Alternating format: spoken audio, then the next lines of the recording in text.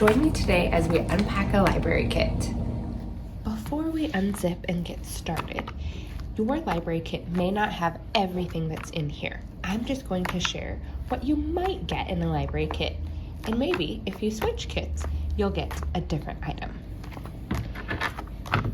The zipper can be kind of tricky because the whiteboards fill up the whole bag, so please be careful so we don't wreck any of our bags. Whiteboards and pens to go with them will be in your library kit. You'll probably find a little swatch of fabric also. This is your eraser that you can use on your whiteboard. Some of the whiteboards are old and we're using them just so that you can have one at home. We also have some newer ones with lines on them. It doesn't matter which kind you get. We'll have a separate video to show you how to use these. You should also have a list of words. The list of words that you get should match what you've been working on at school. And you can flip them around, and there's a nice checklist you can use to check off words that you've been practicing. First up, let's talk about these.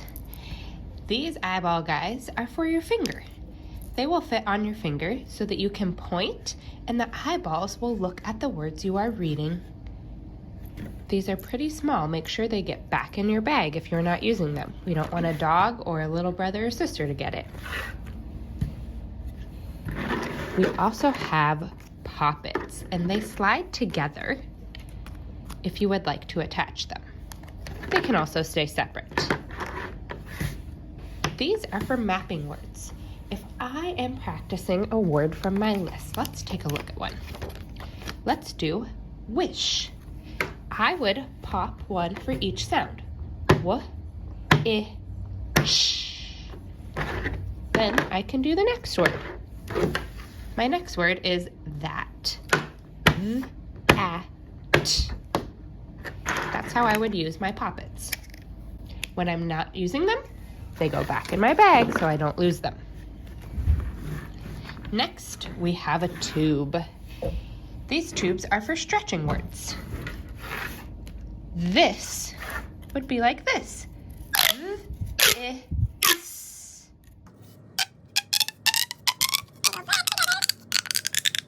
And I could stretch the next word. Them.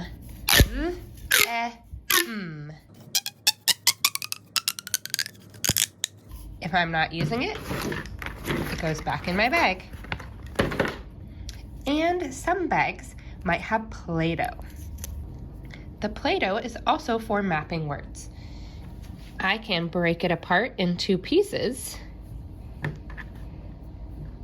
and I get to smash it when I do a word. Let's do then. Z,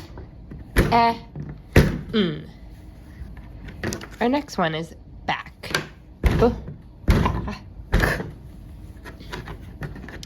Another way to use the Play-Doh that can be fun is to shape the words. Let's shape the word duck.